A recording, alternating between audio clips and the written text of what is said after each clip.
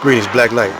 Continue on the spook who sat by the door, the real meaning of the spook who sat by the door as it relates to the music industry. See, gangsters control the Cotton Club. Study up on that. I'm not going to go into their history, but it was controlled and ran by gangsters, the Cotton Club, during the time of Prohibition, Speakeasy. They called this music, instead of jazz, they also related it as jungle music. And these are some of the performers that frequent the Cotton Club, was the main acts.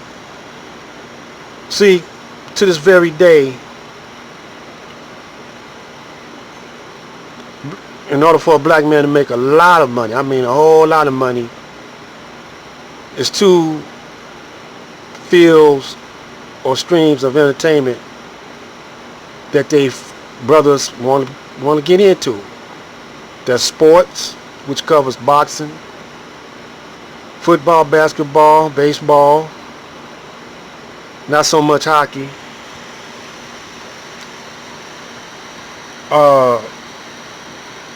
Now mixed martial arts, or music, or acting is another one. So way back in, even before 1923, the Caucasian took control of the entertainment industry. One branch was the music, and took control of, established a circuit where black people could go on the road to different cities. You know, they commercialized the art form. Then they started labeling different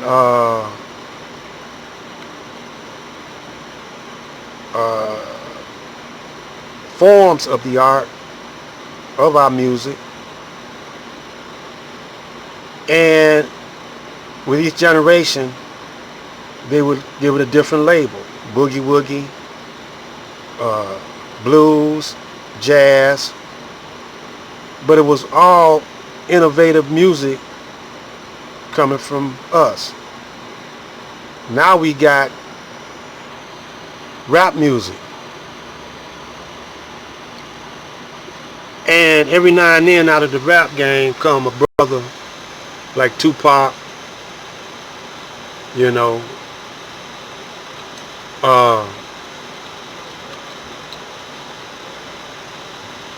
the latest is Nipsey Hussle, who is very business savvy.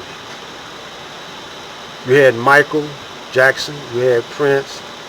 These brothers was exceptional as far as not just making music, but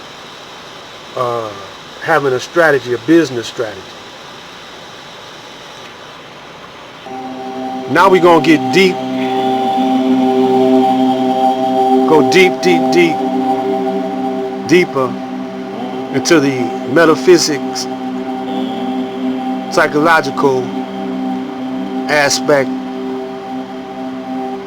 of music and its meaning. The reason why we take music for granted, all we know is sometimes make us feel good, sometimes make us feel sad, sometimes it make us melancholy. You know, it puts us in different moods. See, music is formulated out of vibrations, mathematical frequencies.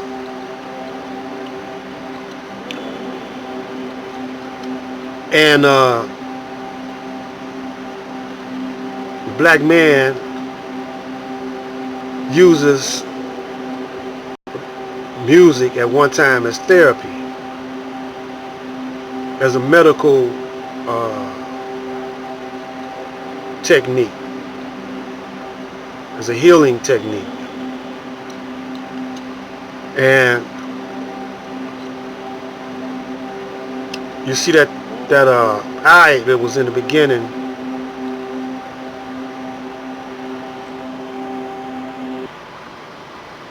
this eye right here, that eye really is a representation of the pineal gland that we all have. A lot of people say it's calcified now because a lot of us don't even know it's there. We damn sure don't know how to access it, because we once lived on the inside of ourselves, on the inside of our minds, on the inside of our thoughts, manifesting thought into a reality. And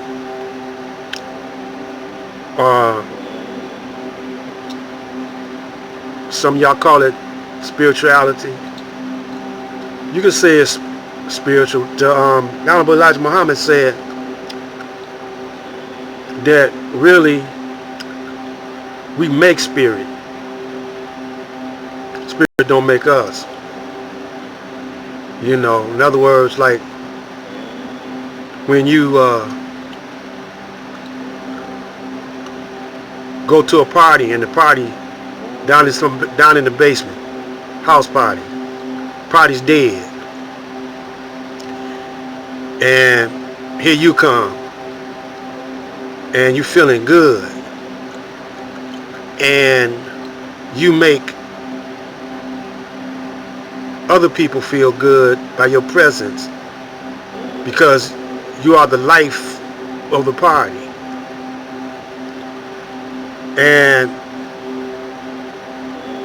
you liven the party up, get the party started, and make everybody else feel good. And then you leave the party, and they still remain at the party. Your spirit is still with them. You know, you brought life to the party. When you left, you know, the party's still going on, because your spirit, you left your spirit in the party. That's one way of explaining what spirit is. So in that light, I rather call what we do is mental, our mentality.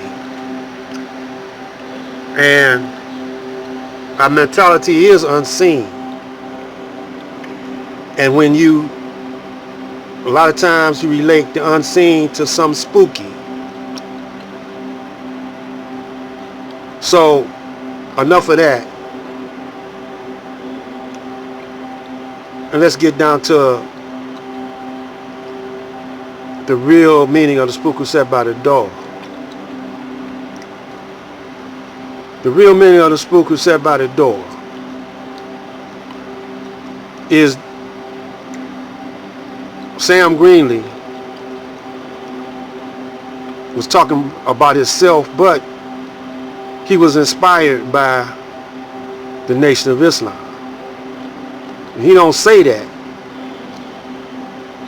He might have said it, but we never did hear him say that, but I know it. And when he made this movie and wrote the book Spook Who Sat by the Door, a lot of gangs dug where he was coming from. The Panthers, even the Crips and the Bloods. But the Caucasian, the enemy, by them keeping the black man in a certain category of poverty, in a certain police presence in their hood, shaking the people down, it gave the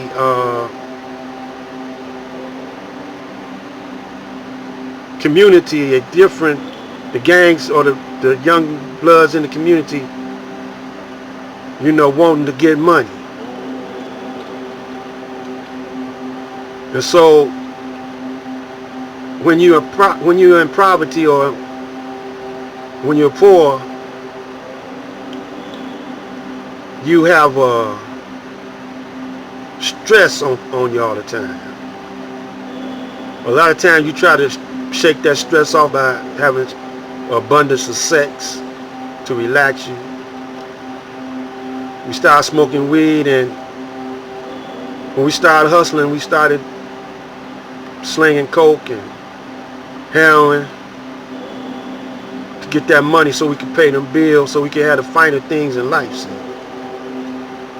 We lost focus of love thy neighbors, love your brother as you love yourself. We lost that focus. We lost that focus of unity. And the Nation of Islam was at odds with the government. The government had to throw some shade on the nation, as y'all say, throw some shade on the Nation of Islam to keep the people from getting that community unity attitude. So they started doing a whole lot of things. So when the Panthers, you know, did their thing, they took they cue from the Nation of Islam. So they started breaking up the Panthers, and the Panthers lost their identity. They lost their purpose. And the gangs started losing their purpose, like the L. Rookins and the Crips. You know, they started losing their purpose. And then they start turning on each other instead of turning on the enemy. They turn on each other. Why? Because they took the lifeline, which was money, out the community. Made it hard for brothers to get a hold of a dollar. But one thing that the gangs didn't do, and that was create their own jobs for themselves. We're going to shut this down and continue on the next one, Black Light.